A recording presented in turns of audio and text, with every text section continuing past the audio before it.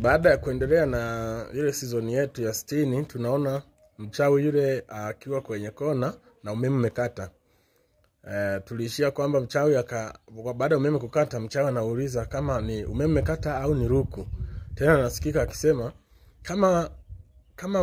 kama ni ruku imeisha, basi mimi hapa nina buku 2, yani na 2000 ili nichangie tuweze kuendelea kuangalia season, kwa sababu na mimi nimetoka nyumbani nikiwa niko season ya 60. Kwa hiyo nilivyoona season ya 61, basi na mimi nimependa tuendelee kuangalia pamoja. Kumbuka ni giza, umeme umekata kwa mida ya saa 2 usiku. Kwa hiyo baada ya muda, kumbuka hapo watu hawajajiandaa kuwasha simu zao. Kwa kilichotokea pale, wakawa mmoja wapo akachukua simu akawa amewasha, anaangalia kwenye kona ya sebure ile. Kule sauti ilikotokea kumulika tu hivyo, anakutana na mtu amejitana mavazi mekundu. Ameshikilia na kitu kama kinyago cha binadamu na chenyewe chekundu. Ameshikilia na fimbo nyekundu. Wengine wakakamaki wakakimbia. Wale kama watu 4 hivi wakatoka nje haraka, kufunga mlango haraka wakakimbia nje. Wakabaki mle ndani wawili. Mmoja anamwambia mwana usikimbie, subiri. Basi wawili akapeana kampani mle ndani. Sasa mmoja anaanza kuhoji. Unajua wanaume kuna wakati mwingine unajiandaa kisaikolojia kwamba kitakachotokea chochote uko tayari kukabiliana nacho. Kwa hiyo baada ya muda tunaona sasa mmoja anaanza kuhoji kwamba okay, wewe ni nani? Hajataja jina lake. Na kwa nini uko huko ndani, umeingiaje? Sasa anaanza kuongea. Wale watu waliotukimbia nje wakawa wako mlangoni wanasikilizia, hawakwenda mbali. Wakawa wako mlangoni, mlango umefunguliwa, kuna giza, lakini wamewasha angalau mwanga wa simu. Wanamuona kabisa mtu kasimama kwenye pembe ya nyumba. Sasa baada ya muda wanamhoji, wewe ni nani? Hajitambulishi. Akamwambia hamna, mimi nimekuja tu, nimekuja kwa ajili ya shughuli zangu za usiku. Nimekuja kwa ajili ya kuanga kweli. Lakini cha kushangaza nimekuta season ambayo nilikuwa nimetoka naiangalia kule nyumbani, season ya 60 ndio nilikuwa nimeishia, na nyinyi nimekuta mnaendelea na season ya 61. Uvumilivu umenishinda kwa sababu season ni nzuri. Uvumilivu umenishinda, nikabidi na mimi nifanyaje? Nilivyoona umeme umekata nikadhani ni nini? Samahani kidogo. Nikaona na mimi niulize kama changamoto ni ruku, basi tuchangie. Mimi hapa na 2000 ili mkanunue ruku tuendelee kuangalia. Sasa akamuuliza, wewe umeingiaje huko ndani? Akasema mimi nimeingia tu kwa njia zangu ninazozijua. Sasa wakati anaendelea kuongea, ile sauti wale walikuwepo nje 4 walikimbilia nje, wakawa wanasikilizia hii sauti ya nani? Hawaelewi. Wakaenda kumhoji, okay sasa kwa nini kujitokeza basi ukaja ukakaa na sisi tukawa tunaangalia wote season?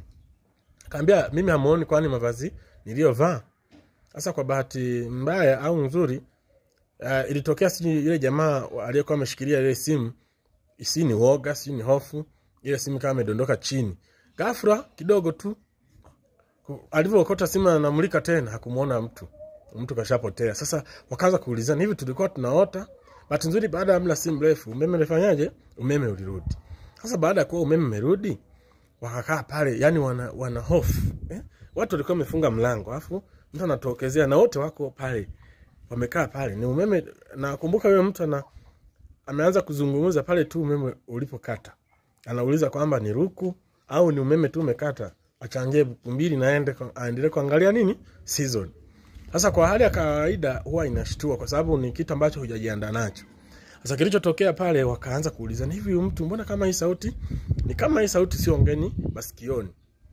Wakaenda kufikiria hii sauti ni ya nani. Kwa bahati nzuri yule mtu hakuwa anakaa mbali, alikuwa ni jirani yao tu, nyumba kadhaa tu pembeni. Na sio kwamba eti ni kijijini sana, ni sehemu ya mjini tu. Basi kilichotokea pale, wakaanza kukumbuka. Mmoja akasema na kama hii sauti ni ya fulani.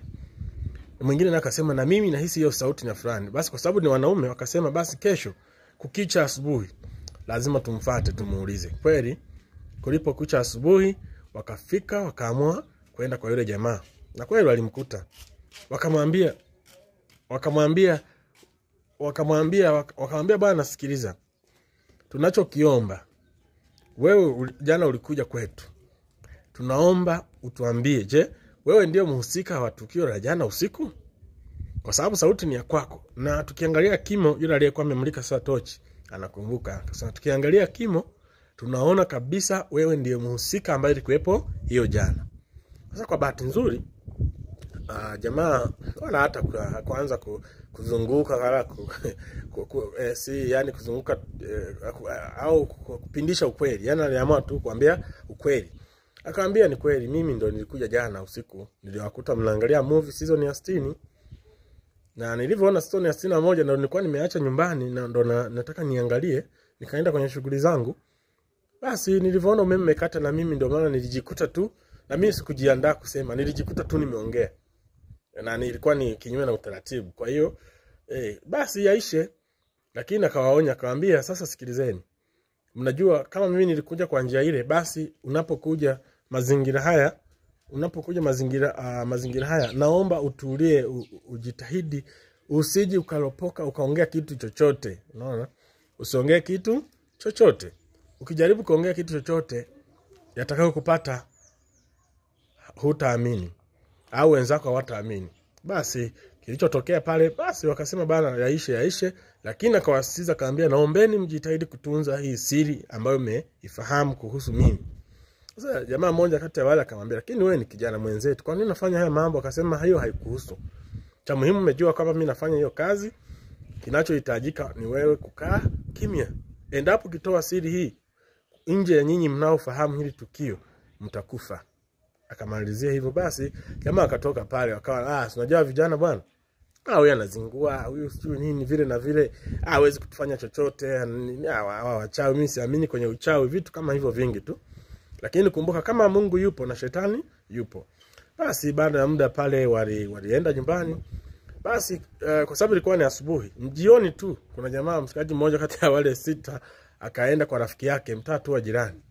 Akawa ameenda kumhadithia kitu kilichotokea. Sasa baada ya kumaliza kuhadithia, jamaa akawa anashangaa, inakuaje hii? Nini imetokea? Imekuaje? Kwa baada ya muda akamaliza story, akawa anarudi nyumbani. Sasa bahati nzuri alikutana na rafiki yake mwingine, wakawa wanatembea kurudi kule nyumbani, ambaye lakini sio miongoni mwa wale 6. Basi wakati wanatembea taratibu na nini, sasa jamaa akaanza kuhisi kichwa kinamuuma kwa ghafla, kinambana. Jamaa anamwambia rafiki yake, bwana kichwa kinaniuma sana, nifanye. Akahisi kizunguzungu cha haraka, mwisho wa siku akadondoka. Basi akawa amekata moto, akawa amefariki. Haya, mwingine naye alianza kupiga simu. Alianza kupiga samani, kuna mtu anaona alikuwa anaita hapa. Kuna mwingine alianza kupiga simu. Akawa anamwambia mpenzi wake, bwana kuna kitendo tulishuhudia, aisee kilikuwa cha kutisha. Yaani kumbuka mmoja kafa, yani manaka na mahadithia kujumulisha story ya huyo jamaa amekufa. Kwanza wana hofu. Sasa kaona njia rahisi, yani nimesahau kama waliambiwa watunze siri.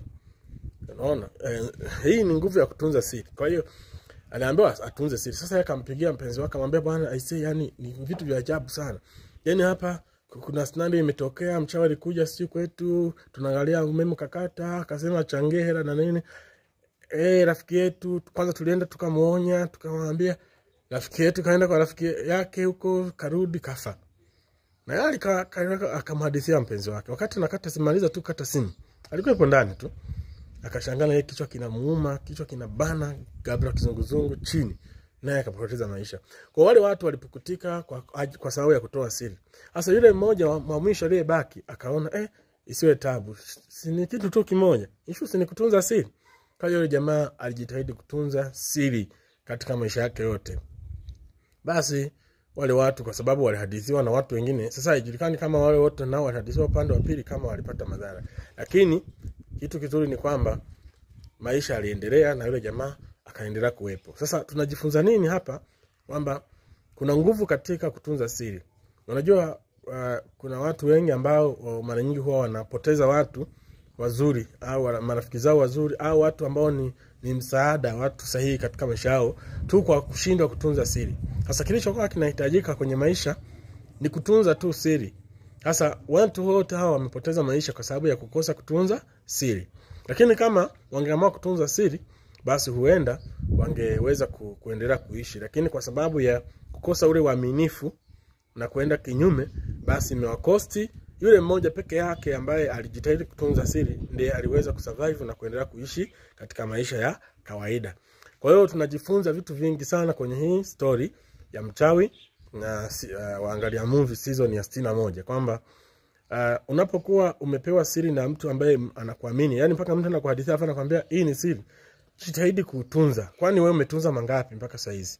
Jitahidi kutunza hilo, kwa sababu inaweza kawa ni mtego wako ambao unaweza kukuangamiza. Kwa unapopewa siri ni kama umepewa mzigo mzito ambao labda ni kilo nyingi za kutunza. Maana kuna wengine akiambiwa tu story ndogo tu au kitu kidogo, unakuta miguu inamwasha, midomo inawasha, kwa anatamani akawahadithie marafiki zake. Sasa hicho kitu ni kibaya, unaweza kujikuta umekusana na kila mtu anayekuzunguka kwa sababu ya umbea. Kwa hiyo tunajifunza vitu vingi hapa, lakini cha muhimu tujitahidi kuwa makini tunapokuwa tumeambiwa tutunze siri za watu. Asante sana.